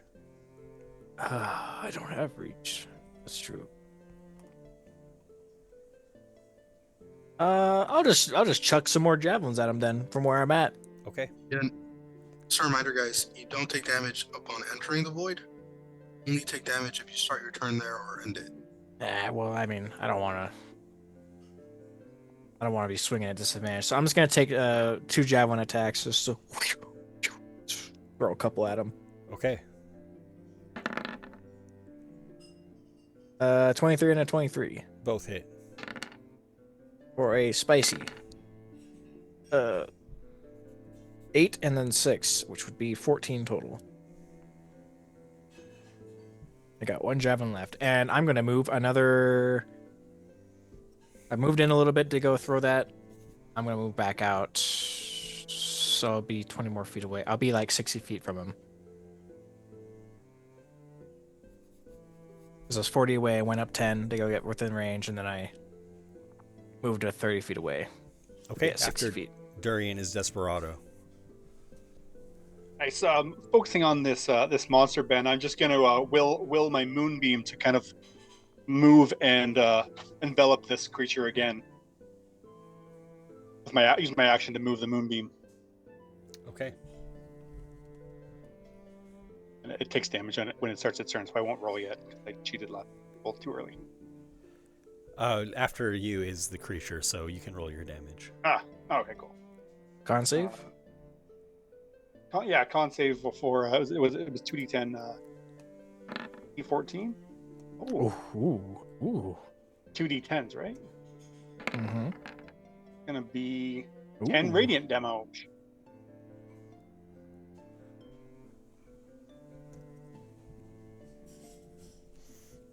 The creature twists and shrieks and is sucked into the void created by Peter's magic, dispatched, defeated by the group of you. And just as you defeat this creature, this shepherd of the dead, you hear coming around the bend a wagon with creaking wheels rattling up the path. I'm gonna grab my javelins before I dive for the bushes. Okay.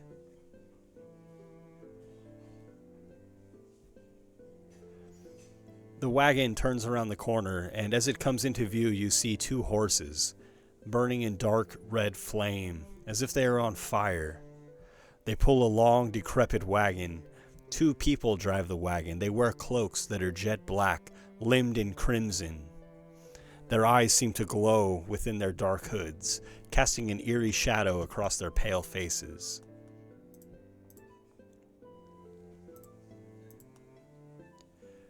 They are a ways up the path from the group of you, perhaps 60 feet away at this point.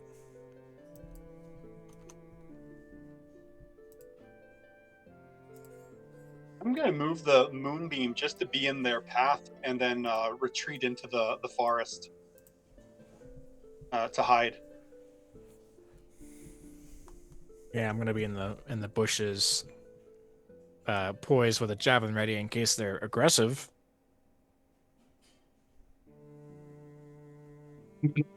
My halfling ability to hide behind her. Very good. And as you position your moonbeam in their path, one of them stands and appears to step off the wagon and disappears from sight, invisible.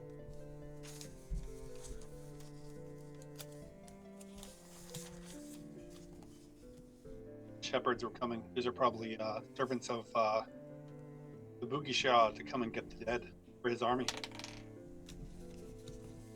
Most likely. It was bold of him to be in the Queen's room. I mean, he was like a second-hand man, and they showed up here. They teleported here with us.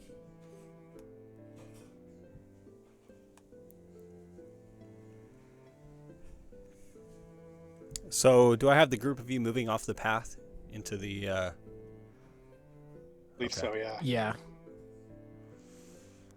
You step over the bodies of the dead that are heaped upon the side of the trail and into the jungle. You feel the plants grasping at you as though they're alive.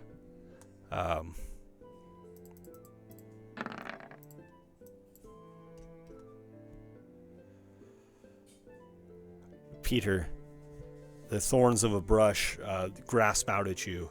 You will take 1 damage as you move off of the path, and this awakened bush, comes alive to attack you. Okay.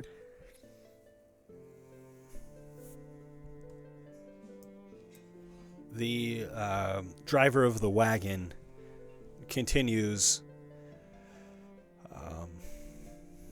Peter, do you maintain your concentration on this spell?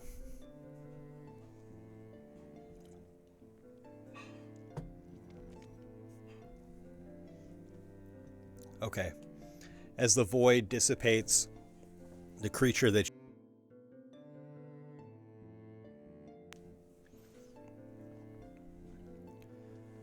and the wagon approaches. The one creature hops off of the wagon, looking around, surveying the area.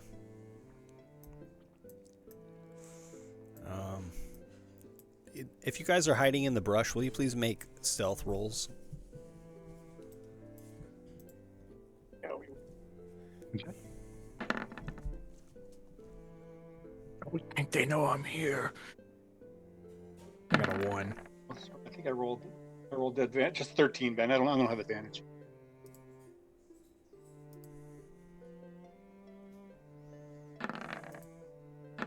And for me,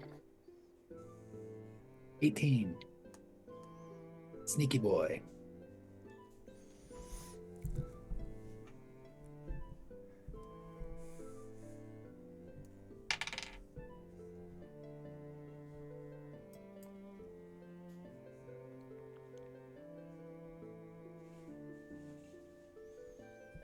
Okay.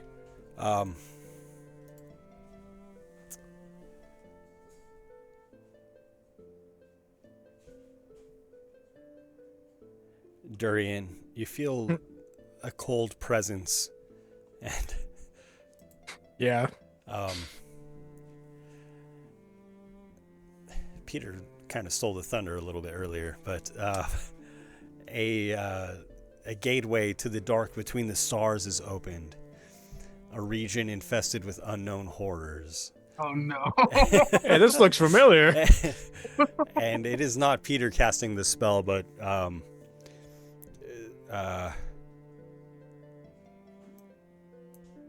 it is a creature that comes into sight just before the group of you are blinded, engulfed in this void.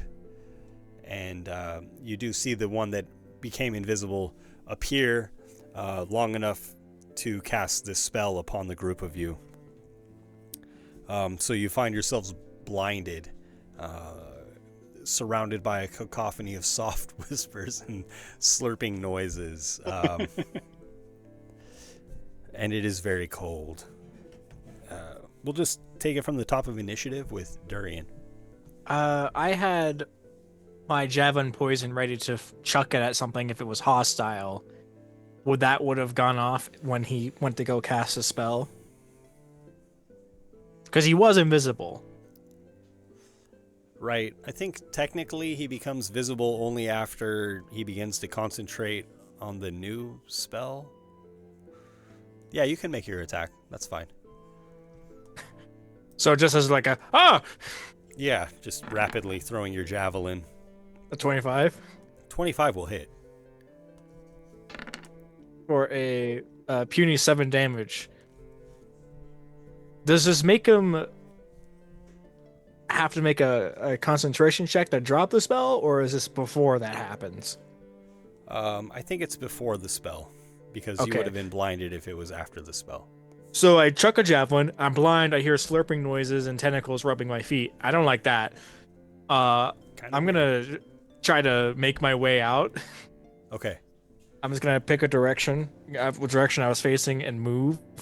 It's difficult terrain, but I do have 40 feet of movement. Okay. So I can Okay. go 20 feet, which gets me to the edge of it? Right? Not out of it, but at the edge of it. Yeah, partially out of it, I imagine. You stumble out of the void, and your vision returns to you. After Durian is Desperado. I didn't say I was done yet. Okay. Carry on, my friend. My apologies. Also, I'm looking at the wrong initiative sheet. I'm sorry. I'm surprised nobody caught that. Yeah, But I was gonna nonetheless- say I'm last. I think I'm last, Ben. Okay. And I'm right before And anyone else that wants to go can go Durian, before you me can too. continue, I'm and that then we'll low take in it from the this top. Yeah, my bad. shit. No problem. I'll get out. I will. Is he visible currently? This creature or this person that casts this spell? Yes, it is. Yeah. Is he about 40 feet or less? Sure. Yeah. What do you wish to do? I'm gonna bonus action adrenaline rush, dash towards them 40 feet, get Okay. right up in his noggin, and then clock him over the head twice with a couple of Warhammer attacks. Yeah, you find yourself close enough to do that. Absolutely. And I'm gonna make both of these reckless. It's over down. It's down here. Just say, "Can I get up to him and go postal, Ben?" That's all you need. Yeah, I'm just gonna go up and just. So I'm just gonna make two. You guys are too cryptic. Two Warhammer attacks. 1, 2, a 24 24 hits. and a 15. 15 hits. Very good. So a 7 bludgeoning damage. Okay. And another 8. So give me 2 of those checks, Ben. I'm gonna get my friends out of this. Concentration checks, Ben. Oh, he's very good at what he does.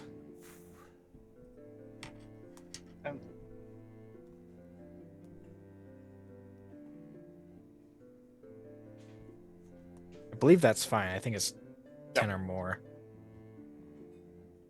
It has to do with the spell level, right? No, it's the amount of damage you take. Oh, yeah, it's like half the damage. Which is minimum only 10, half. Yeah, minimum 10, only 20. Sorry, Jason. It only applies if you do more than 20 damage in an attack, which doesn't happen very often. So I fail, but I'm able to get some hits in. Okay. I yell to the others if they can hear me over the slurping noises. Run towards me or away from me, whatever's. Well, you wouldn't know. Never mind. I'm gonna end my turn. And next is Peter. You hear the voice of Durian shouting, calling for you to follow him. Or to run away from him. That is what I heard, right? The space is weird, so you know. Depending on where you want to be, yeah, that's right. That's right, Peter. Away from him. I think that's the right one. So I'm gonna run in the opposite direction. Okay. I don't think 25 feet will fit. Right. You still find yourself blinded in the void. So I'm gonna take my action to rush. Okay. To dash. So it'll be 50 feet halved. Okay. To try to get out of the area of the spell. Very good. You do find yourself outside of the void, and you can see these 2 assailants. You see Durian on the other side. You see Edward and Desperado, blind within the void. If you would, please just take 2 damage as you start your turn, 2 cold damage. And then I need Durian to take 9 cold damage from starting his turn in the void. Damn. Bad roll for me. I had 3 temporary hit points from the last turn, and then I got 3 more, but I still take 6. I'm at.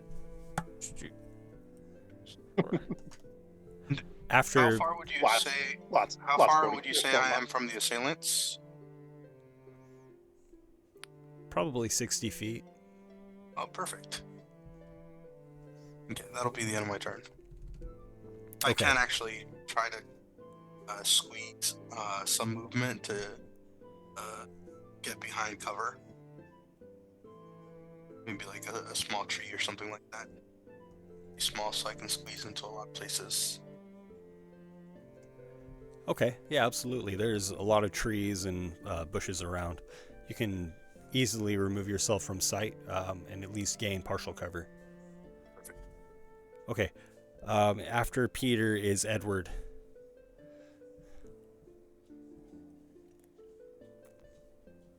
Well,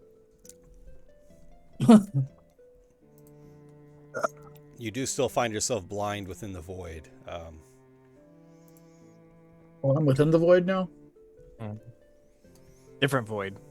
Oh, that's right. There's multiple voids. Void part 2.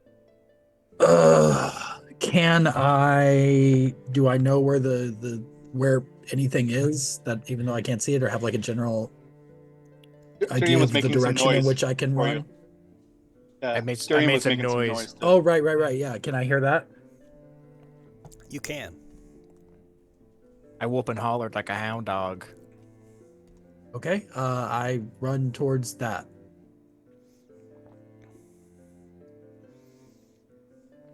God, I forgot why I don't play melee characters. Did you have to be in melee? If you wish to use your action to dash, you can, of course, move twice as far. Okay, then we will do that. You find yourself outside of the void, and you see the two creatures, their eyes glowing, revealing pale, bony faces. Durian went. Now is Desperado. I'm gonna do the same thing. Gonna try and I've got 35 feet of so. Oof. Is that for me? Okay. Oh, that's for Edward. And I'm sorry, Edward. Please take 11 cold damage at the beginning of your turn, and Desperado, please take 9 cold damage as you start your turn in the void. Problem. Yeah, I'm gonna follow suit. Trying to get out and just get my bearings. I don't think I have enough movement to get all the way out without using a bit of my dash. Okay. Sure. So you move out of the void and survey the landscape, seeing these two creatures. They look like they may have once been soldiers. Okay. And I'm just gonna try and I'm assuming like as you get out, like it won't take much of my full movement to get out, but once I get out, I'm trying to get a bearing of where my friends are and just give us some space so that we're not like we just got caught in an area of effect spell, trying to keep us distance so that maybe they can't get us all again. Sure. That Okay. makes sense. Yeah. Okay, very good. And I'm sorry, I do want to end the adventure there tonight, and we'll pick up in the heat of battle next time. You guys are still alive. Very nice, very nice.